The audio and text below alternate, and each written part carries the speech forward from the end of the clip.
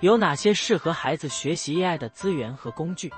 王博士，您好，我想让孩子早点接触 AI， 您能推荐一些适合孩子学习 AI 的资源和工具吗？孩子现在10岁。当然可以，10岁是个很好的开始年龄。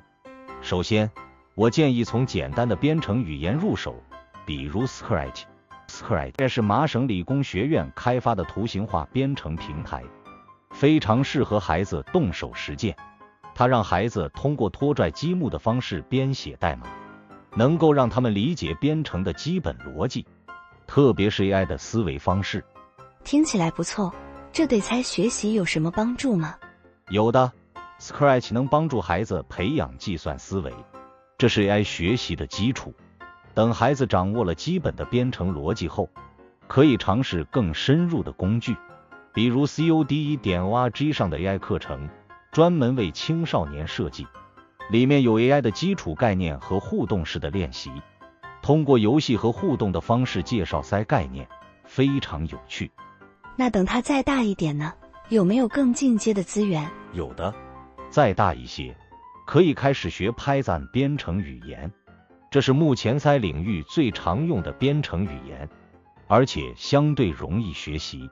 现在有一些项目专门提供为孩子设计的 Python 教程，比如有一个叫 AI for Kids 的项目，教他们如何通过简单的 AI 项目，比如创建一个小的 AI 助手，来理解 AI 的实际应用。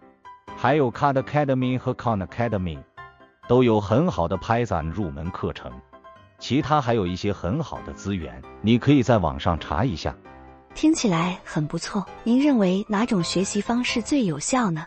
我认为最有效的学习方式是结合理论学习和动手实践。项目式学习特别重要，因为它能激发孩子的兴趣，并帮助他们理解该如何应用于现实世界。建议您鼓励孩子开展小项目，比如用 Scratch 制作一个简单的 AI 游戏，简单的聊天机器人，或者用 Python 写一个基础的图像识别程序。这样不仅能学到知识，还能培养解决问题的能力。Robotics 社团也很好，可以让孩子从更多的动手实践的方式来学习 AI。另外，参加编程夏令营或 AI 竞赛也是很好的选择，可以让孩子接触到志同道合的朋友，增强学习动力。原来这么多选择，这些资源都适合孩子自己学习吗？还是需要家长指导？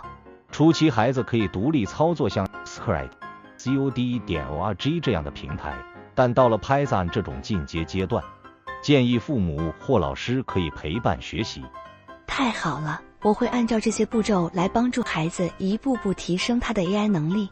谢谢您的建议。不客气，祝孩子学习顺利。